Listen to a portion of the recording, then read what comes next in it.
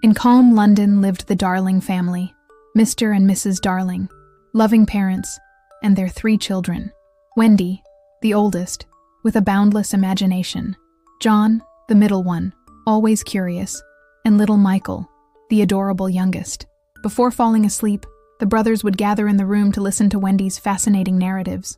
She told about a magical place called Neverland, a distant island where children never grew old, full of adventures and fantastic beings. The boys' eyes sparkled as Wendy described singing mermaids, daring pirates, and luminous fairies. In his words, Neverland came to life, a vibrant world of intense colors and surreal landscapes, with trees that whispered secrets and rivers that danced under the moonlight. They got lost amid mysterious forests and starry skies, imagining every detail of that extraordinary place. Nana, the family nanny, an adorable Newfoundland dog, watched everything carefully. Her protective instinct was sharp, and she felt the magic of the stories infecting the environment. Nana loved the Darling children, and even though she didn't understand the words, she could hear the joy and excitement that Wendy's stories brought. She knew that, in that room, imagination was a portal to infinite worlds.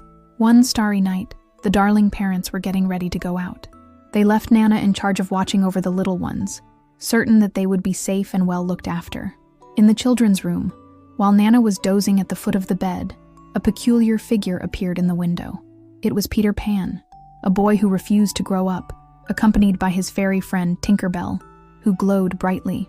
Peter had returned to the human world in search of his shadow, which he had lost on a previous visit. Silently, they entered the room. Tinkerbell lit the way, while Peter looked for his shadow. Suddenly, a movement in the bed. Wendy woke up, her wide eyes staring at the unexpected visitors. Far from feeling afraid, Wendy showed curiosity. Peter explained his situation, showing the problem of the loose shadow. With speed and skill, Wendy sewed the shadow back to Peter's foot, admiring the uniqueness of that flying boy. Impressed by Wendy's kindness and adventurous spirit, Peter made a tempting invitation: visit Neverland. John and Michael, awakened by the excitement, joined the conversation, eager to explore the magical world of Wendy's stories. Tinkerbell, watching the interaction between Peter and Wendy, felt a sudden jealousy, a different shine in her light. With a mischievous smile, Peter agreed to take Wendy and her brothers to Neverland. He revealed the secret to flying: fairy dust and happy thoughts. Tinkerbell spread her magic powder over the children, who felt an unprecedented lightness. Peter instructed, think of happy things, the happiest things you can imagine. Wendy thought of games, John of adventures, Michael of sweets. Slowly, his feet lifted off the ground. An indescribable feeling of freedom washed over them as they floated across the room and then out the open window. They left the security of home behind and ascended to the skies of London. The illuminated city stretched out below like a shimmering map, an ocean of lights beneath the starry night. Flying over the rooftops, feeling the wind on your face, was an unforgettable experience, a dream come true. Laughter echoed in the air as Peter led the way, nimbly cutting through the night sky. Wendy, John, and Michael followed him, ecstatic about the journey. In her little house, Nana woke up with a start. He saw the children flying away, their little faces illuminated by the moon. A worried bark escaped his throat, a mix of apprehension and longing, as he watched his charges leave towards an unknown destination, but certainly filled with magic. After a journey through the starry skies, Peter Pan guided Wendy and the boys to Neverland. The sight before them was breathtaking. A vibrant, lush island rose from the ocean, filled with dense forests, crystal-clear waterfalls, and rocky peaks that reached the clouds. The air was filled with the scent of exotic flowers and the melodious sound of unknown birds. Lagoons with sparkling waters invited you to take a dip, while gigantic trees offered shade and mystery. It was a place where wild nature and fantasy met. Upon landing in a sunny clearing, they were greeted by the Lost Boys, a lively group of boys dressed in animal skins and leaves. Led by Peter, they were a mischievous and energetic bunch, always looking for fun and new adventures. There was Tootle, the most naive, slightly, who knew a little about everything. Twins, identical and inseparable. Curly the cutest, and Nibs, always hungry. Each of them had their own peculiarity, creating a heterogeneous and captivating group. Neverland seemed like an immense amusement park, a place where childhood could be lived to its fullest. At the same time, there was an aura of enigma and danger in the air. Shadows lurked in the forests, strange noises echoed in the distance, and the unknown manifested itself in every corner. Wendy, John, and Michael felt both excited and cautious, ready to explore the charms and face the challenges of that magical world. Meanwhile, not everything in Neverland was fun and joy. The island was also home to constant danger. Captain Hook, a cruel and cunning pirate, Hook harbored an implacable hatred for Peter Pan. In a past confrontation, Peter cut off the pirate's hand, which was devoured by a hungry crocodile. To make matters worse for Hook, the reptile had developed a peculiar taste for pirates, and had since pursued the captain relentlessly, attracted by the ticking of the watch that Hook had replaced with his missing hand.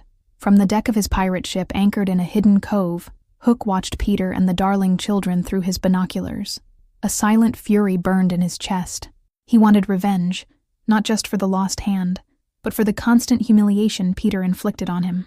Hook was a cartoonish villain, with a touch of dark and sarcastic humor, but his determination to defeat Peter was genuine and obsessive. "That insolent boy is going to pay me," Hook grumbled to his faithful first mate, Mr. Smee, as he devised a new scheme to capture Peter Pan. The crocodile, in turn, lurked in the murky waters around the ship, the steady ticking of Hook's watch sounding like an irresistible invitation to a feast. In the Lost Boys' underground home, Wendy's arrival brought a new dynamic. Tinkerbell, Peter's loyal fairy, watched with increasing irritation the attention he paid to the darling girl. A green jealousy boiled in his little heart. Tinkerbell feared being left aside, losing Peter's exclusive affection, and Wendy's presence posed a threat to her place. Driven by this possessive feeling, Tinkerbell devised a plan, drawing on her ability to communicate with the Lost Boys, although they only understood the sound of her bells. She convinced them that Wendy was a threat, a dangerous bird that needed to be shot. The boys, influenced by the jealous fairy and their own impulsive nature, prepared to follow Tinkerbell's instructions. As Wendy walked carefree through the forest, the Lost Boys, hidden among the trees, shot an arrow towards her. Wendy fell to the ground, injured. Peter, upon seeing the scene, was furious. He confronted Tinkerbell, severely scolding her for her selfish and wicked attitude. Tinkerbell, faced with Peter's wrath and seeing Wendy vulnerable, felt genuine remorse. She realized how far her jealousy had taken her, and the danger it had caused to the girl, who, deep down, was not her enemy. In a cozy corner of Neverland, the Lost Boys, led by Peter, set out to build a home for Wendy and her brothers. They dug and shaped the earth, creating an underground home that soon became a cozy refuge. The earthen walls were adorned with soft moss and colorful stones, while the ceiling was made of intertwined branches, allowing sunlight to softly filter through. Inside, beds of fluffy leaves were prepared, and a makeshift fireplace made of stones promised warm, pleasant nights. Wendy, in her maternal way, took on the role of caretaker of that makeshift home. He organized the boys' belongings, told them bedtime stories, and filled the room with a family warmth they had never known. At night, gathered around the fireplace, Wendy told stories about families, about the comfort of a home, about loving parents, and the joy of having siblings. His words evoked images of bright houses, family dinners, and the comfort of a tight hug. Peter, accustomed to freedom and adventure, listened to Wendy's stories with growing curiosity. He had never thought about what it meant to have a family, a home. Wendy's words planted a seed of contemplation in his heart. He watched the way she took care of the Lost Boys, the tenderness in her eyes, the affection in her words, and a new and unknown feeling began to emerge inside him. The days in Neverland flew by, full of games, adventures, and the constant magic of the island.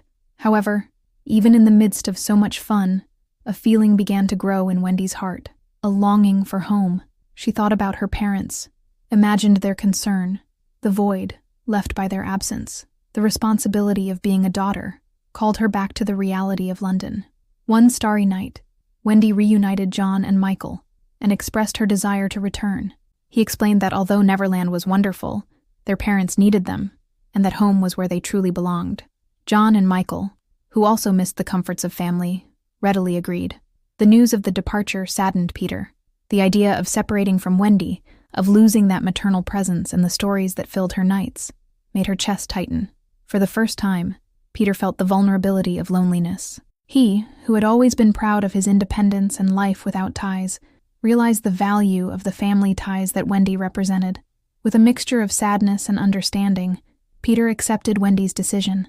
He knew he couldn't keep her in Neverland, that the desire to return home was stronger than any adventure. A melancholy hung over the underground house that night as they prepared to say goodbye. Captain Hook, always on the lookout, observed the movements of the inhabitants of Neverland. His pirate spies informed him of Wendy and the boys' decision to leave the island. Hook saw the perfect opportunity to finally capture his enemies, especially Peter Pan. With a cruel smile, he hatched a cunning plan. In the dead of night, while Peter slept carelessly, Hook and his pirates surrounded the underground house. With quick and silent movements, they invaded the refuge, surprising Wendy, John, Michael, and the Lost Boys. The capture was brutal and sudden. The defenseless children were tied up and dragged outside, under the sadistic eyes of the pirates. Shouts of fear and protest echoed in the night, but were drowned out by the hoarse laughter of their captors. Taken to the pirate ship, Wendy and the boys were huddled together on the deck. Hook, with a triumphant look, revealed his plan: force them to walk the plank, one by one, and serve them as a feast to the hungry crocodile. An evil smile spread across his face as he imagined Peter Pan witnessing his friend's suffering. Hook's cruelty was manifested in every word, in every gesture, painting a dark and terrifying scenario for the imprisoned children. In the now silent underground house, Tinkerbell felt her heart sink when she realized the absence of Wendy and the boys. A deep remorse invaded her. She had acted out of jealousy, but she had never wanted anything bad to happen to them. Flying quickly, Tinkerbell found Peter Pan still asleep, oblivious to the danger his friends were in. With all the energy he had, he shook his little bells, whizzing and flying around Peter's face until he woke up confused. Upon understanding Tinkerbell's urgent message, Peter's blood boiled. Fury took over him upon learning of Gancho's planned kidnapping. Without hesitation, he summoned his courage and determination, ready to face the villainous pirate. In an instant, Peter took flight towards the pirate ship, with Tinkerbell following closely behind, determined to make amends for her mistake. As they approached the anchored ship, the scenario they found confirmed the worst. Wendy and the boys, tied up, were held at sword point by the pirates. Wasting no time, Peter stormed the ship with lightning speed. He surprised the pirates, disarming them with his agility and dexterity. Swords clashed in a spectacular duel between Peter Pan and Captain Hook. Peter, agile and intrepid, dodged Hook's blows, while counterattacking with acrobatic movements. Tinkerbell, flying around, released blasts of fairy dust, disorienting the pirates and aiding Peter in battle. The ship's deck became the stage for an epic confrontation, where childish bravery faced adult evil in a dance of swords and magic. The battle reached its climax. Peter, with an audacious leap, disarmed Captain Hook, pointing his sword directly at the pirate. Fear took over Hook's face as he saw himself defeated. His eyes widened in terror as he heard the unmistakable ticking sound approaching. The crocodile, attracted by the noise of the fight, swam towards the ship. With one last effort, Peter pushed Hook to the edge of the deck. The pirate captain staggered, lost his balance, and plummeted into the dark waters below, falling directly into the crocodile's hungry mouth. A sharp scream echoed before it was drowned out by the sound of jaws closing. The scene terrified the remaining pirates, who, in an instant, lost all their bravado. Realizing that their leader had been devoured, and that defeat was certain, they fled in disarray, jumping from the ship and swimming desperately away. With the pirates on the run and Hook defeated, Peter freed Wendy, John, Michael, and the Lost Boys. The joy of the rescue infected everyone. Together, Peter and his friends stood victorious on the deck of the pirate ship, now under their control. Neverland was safe once again, thanks to Peter Pan's courage and the unity of his companions. The pirate flag was removed, and in its place, they raised a symbol of hope and freedom, celebrating the triumph of childhood over evil. Using the newly conquered pirate ship, Peter guided Wendy, John, and Michael back to London.